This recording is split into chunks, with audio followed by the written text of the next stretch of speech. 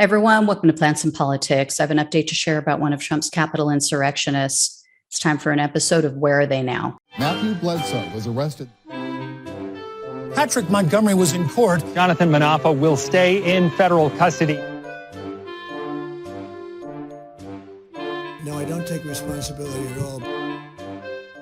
So 26-year-old Micajah Jackson is an Arizona resident, and he's a former Marine who was seen in photos and video inside the Capitol on January 6th. He was also seen in photos marching to the Capitol with members of the Proud Boys. And he was one of those people, you may recall, who was seen with orange electrical tape wrapped around his arm, his upper arm. And he admitted to the FBI that the Proud Boys gave him that tape. So there's no evidence that he is or was affiliated with the Proud Boys, but he was definitely included as part of their group that day. In fact, investigators say that this group was using the orange tape so that they could identify and more easily locate their members. But before the January 6th attack, on December 11th of 2020, so this was just a month after the election, he posted a meme online showing George Washington crossing the Delaware River, and it had a caption that read, quote, "Americans willing to cross a frozen river to kill you in your sleep on Christmas. Totally not kidding. We've done it." The following day on Instagram, he shared a screenshot of Donald Trump's tweet, which read, quote, "We have just begun to fight."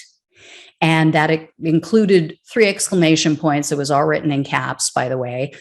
He also tagged Trump and the White House in his post. And he wrote, quote, "You tell us when, sir. You are the commander in chief. We will not concede." And on January 6th, he was part of the first group that breached police barricades. He was also heard yelling at officers, berating them.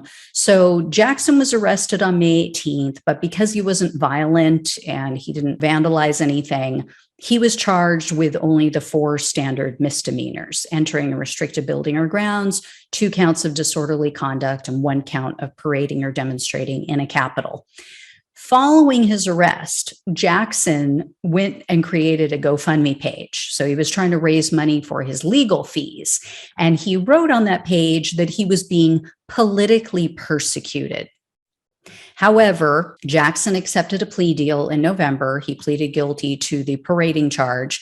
So he was looking at a max of 6 months in prison, up to 5 years of probation, and or up to $5,000 in fines.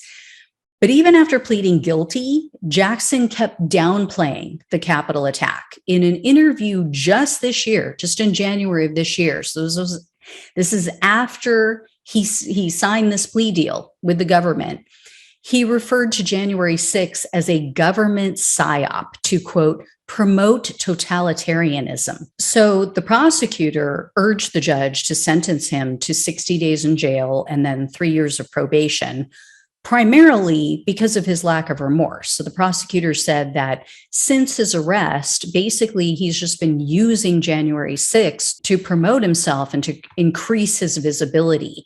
And he called out Jackson for trying to trick the judge into believing that he viewed January 6th in a negative light, because in a letter to the court, Jackson apparently wrote that January 6th was, quote, "a dark day for every American citizen."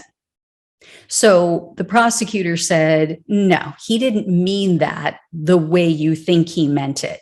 Prosecutor Sean Murphy told the judge that basically, what Jackson meant was that it was a dark day because the government was attacking the citizens, not the other way around. So, he's using a little trickery here. Trickery.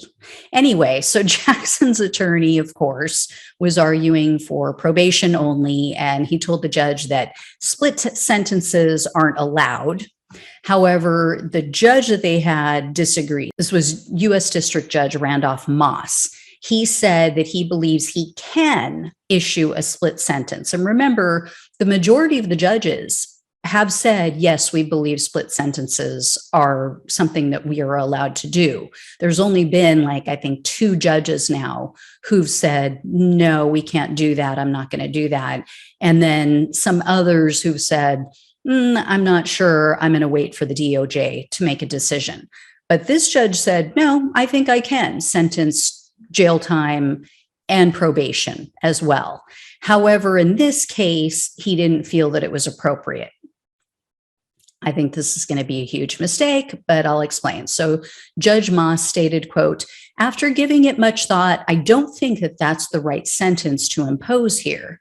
So instead, he sentenced Jackson to 90 days in what's known as a residential reentry center, that is otherwise known as a halfway house.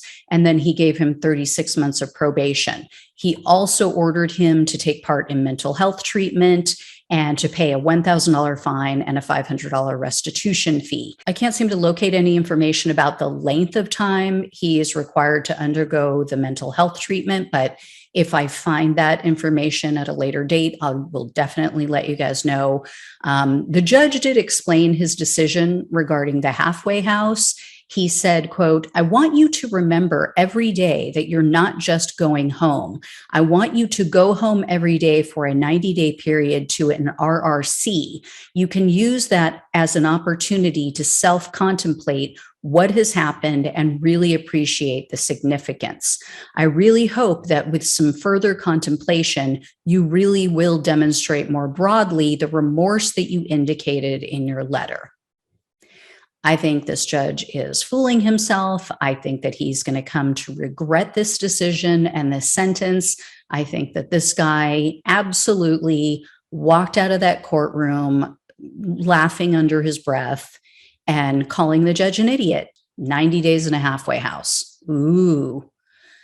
No, he can still come and go as he pleases. So I don't see how this is a deterrent. I think we will see this guy again, and it's going to get ugly. So this was a mistake. This judge is going to come to regret it, hopefully. I mean, hopefully not. Hopefully I'm wrong. But if I'm right and we see him again in the future doing something even worse, I hope this judge realizes the mistake that he's made and he regrets it. I'll keep you guys posted. Thanks so much for watching and listening. Take care. I'll talk with you soon.